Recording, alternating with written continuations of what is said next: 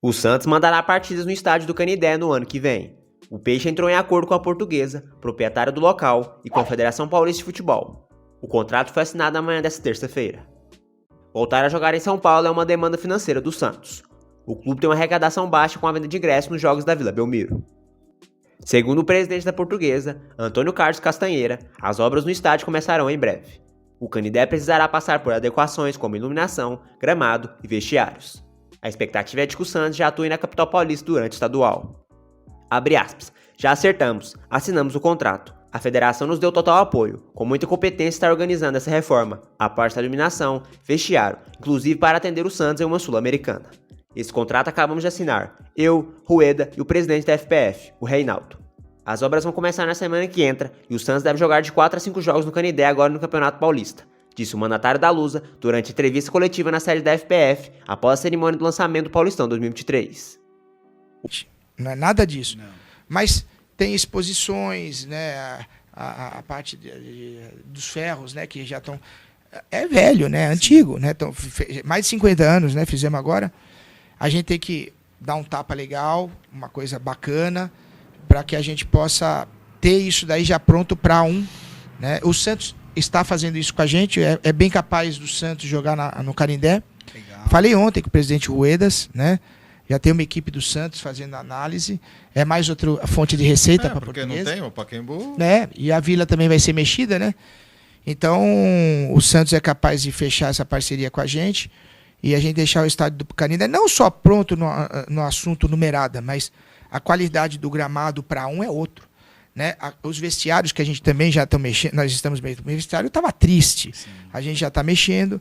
Então, toda essa parte de infraestrutura do estádio, para receber VAR, que também já está pronto. Os bancos de reserva, não sei se vocês viram, já estão novos e a gente recuou, né, para ter mais espaço.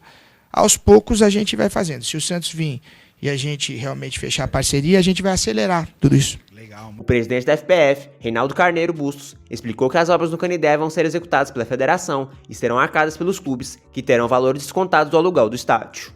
Abre aspas. O Santos vai jogar no estádio em ordem. 15% do aluguel do estádio, em vez de ir para a Portuguesa, paga para a FPF.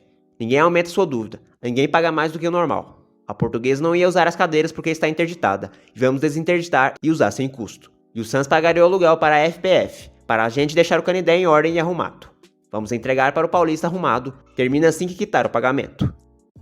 Nessa temporada, o Santos levou apenas uma partida para fora da Vila Belmiro. O time enfrentou o Ceará na Arena Barueri. O Canindé, entretanto, tem maiores facilidades de acesso. A Casa da Portuguesa fica próximo do centro da cidade, e é possível acessá-la por diversas vias do transporte coletivo. Outro ponto que pesa na decisão do Peixe se reaproximar da sua torcida em São Paulo é a possibilidade da Vila Belmiro entrar em reforma em 2023. Ainda neste ano, a construtora W Torre fará uma apresentação ao Conselho Deliberativo do clube, que voltará ao início das obras. As chances de o meia Luan permanecer no Santos no ano que vem diminuíram nas últimas semanas. O jogador emprestado pelo Corinthians foi de titular, há pouco utilizado pelo técnico Orlando Ribeiro. Cedido ao Santos até o fim da atual temporada, Luan teve uma sequência de 3 jogos como titular nas últimas semanas. Começou as partidas contra Atlético Paranaense, Internacional e Atlético Mineiro. Chegou, inclusive, a fazer um gol. As características de Luan agradavam a comissão técnica, que via com bons olhos a possibilidade de ter um jogador mais criativo no meio de campo. O desempenho do jogador, porém, não correspondeu às expectativas. Por opção, Luan sequer entrou na vitória por 4 a 1 sobre o Juventude na Vila Belmiro. Depois, por causa de dores musculares, o meia ficou fora do jogo contra o Red Bull Bragantino. Contra o Corinthians, na rodada seguinte, não pôde jogar por questões contratuais, já que pertence ao rival do Santos. Luan voltou a ficar à disposição do técnico Orlando Ribeiro na partida contra o Flamengo, mas novamente sequer entrou em campo. Agora, com problemas para formar o meio, Luan pode até surgir como titular, mas a tendência é de que o Santos entre em campo contra o Atlético Goianiense na próxima quarta-feira, com Carabarral na vaga deixada por Ed Carlos, que se lesionou. O contrato de empréstimo de Luan com o Peixe vai até o fim deste ano. Diante da queda de participação nas partidas, é provável que o jogador volte ao Corinthians em 2023. O Santos sonha com a contratação de Juan Pablo Vojvoda. E para ter o técnico de 2023, o presidente Andrés Rueda até quebraria uma regra estipulada pela sua gestão, iniciada em dezembro de 2020. Todos os treinadores do Santos no mandato de Rueda não contaram com a multa rescisória em contrato. Se Vojvoda topar dirigir o Peixe, a lei do presidente será revista para a próxima temporada. Com certeza, resumiu Rueda em entrevista ao All Sports, ao ser perguntado sobre acertar ter multa rescisória no possível contrato de Vojvoda. Vojvoda ainda renovou o contrato com Fortaleza e pediu para negociar apenas ao fim do Campeonato Brasileiro. O presidente Marcelo Paz está confiante na permanência. Ele tem contrato até o final do ano, nós temos a intenção de que ele continue, ele sabe disso, nós já conversamos alguma coisa, mas ainda não aprofundamos, né, a questão de renovação. O interesse do clube quero ter essa continuidade e em dado momento a gente vai sentar, vai conversar para discutir a permanência, a sequência do trabalho. Antes de contratar Lisca, o Santos ligou para Marcelo Paz e perguntou sobre a possibilidade de demissão de Vojvoda. O Fortaleza estava na lanterna, mas manteve o argentino e agora está na 9ª colocação, brigando por vaga na Libertadores. Esse voto de confiança em Vojvoda faz o Fortaleza estar esperançoso na renovação. O Santos só conversará com o argentino se ele decidir sair do Leão. O profissional de 47 anos é unânime na diretoria.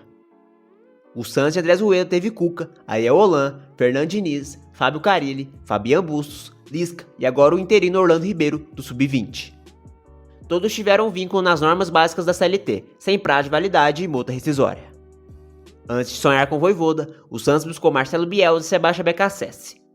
Os conterrâneos disseram não e o Peixe decidiu ficar com Orlando até o fim do Brasileirão. Um possível concorrente seria um clube paulista. O Corinthians ainda confia na permanência de Vitor Pereira, mas vê Juan Pablo Vojvoda como excelente possível reposição. O clube também não procurou o argentino ou seus representantes. Pessoas próximas a Vojvoda creem que, se a decisão for sair do Fortaleza, vai pesar mais o projeto do novo clube que o salário. O técnico gosta de participar diretamente da formação de jovens e contratação de reforço com potencial.